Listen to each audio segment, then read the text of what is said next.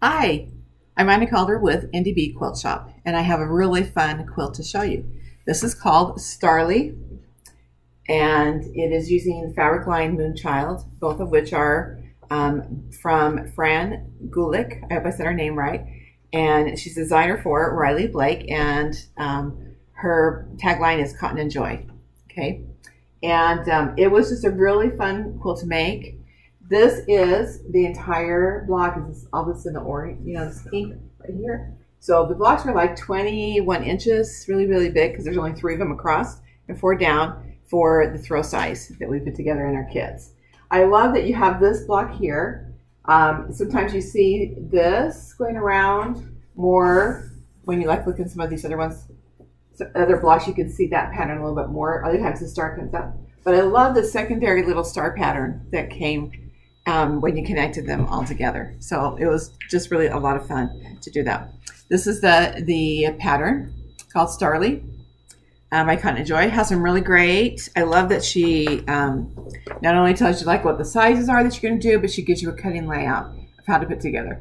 Really, really good directions. So I'm going to just give you a couple of tips that would help me. I am a starcher. I like to starch my fabric, and so I starch these.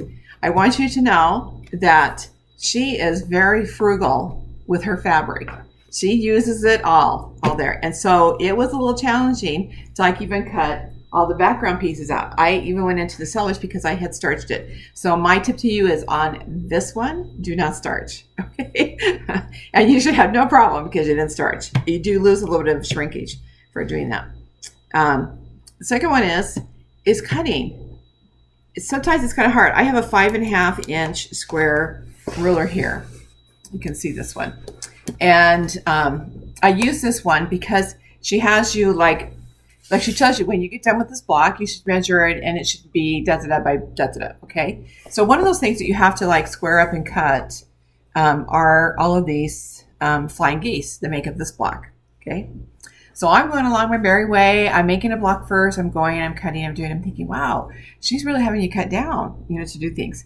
Only to find out as I was going that I had this block correct, but this one is supposed to go with it, not. And I was like 3/4 of an inch off because I had cut an extra 1/4 inch off of each of these. They all matched. I got them all to match, so I thought I was doing everything correct, but it wasn't. So that was a lesson to me. Fortunately, I could go buy a little bit more fabric from our shop and get that in to replace what I had to do.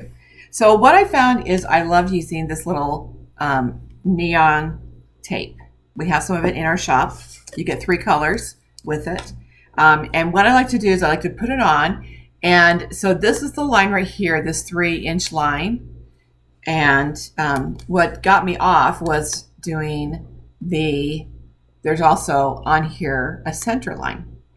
It's a 5.5 inch square. 3 is not half of 5.5. And that's what threw me off is I was kept going by this line with this, whatever. So what I did was I had to put some tape on so that I would know I needed to use this line here with the 3. I also used the diagonal line here for matching it up with the flying geese to make sure I was cutting them out correctly. And I used this line in the middle here to make sure I was in the center of the block as I was matching all up. I also used the corners on this one to make sure that they fit into the, it's like when you're doing this, you're going to use that diagonal line to make sure you're on the diagonal. And then it was, these ones here should have been in, should have been clear down here like this. They got cut right for that one, but not for the rest. So learn from my lesson. Don't do that. Put some tape on. When you're cutting down and you're doing repetitive lines all the time, put some tape on. I did the same thing with these because I had to cut down some half square triangles to 3 inches, make sure they were 3 inches. When you cut down, it gives you accurate measurements. You're more likely to have everything just turn out perfectly without having problems. So so that you can get that all right. And then just take your time. Make sure I would make one of these and do one of these and make sure you have all your measurements right, because you could probably still get one of these out of the fabric that's left over from the fat quarter, but not all of them. If you've cut them all down, then there's no hole, because that's half of your fabric right there with it. But again, it's a beautiful, fun pattern. You have all of these different colors. I especially love this purple. It's my favorite out of all of them. Is that really bright purple? And this is almost showing up orange, but it's actually more of a citron yellow. Let's color that. It's a really fun fabric line, again, by Fran Gulick of Cotton and Joy. This is called Moonchild. It's a fabric line. And I'll put links below for all of the kits of fabrics, the rulers I used, and the tape that I used on there.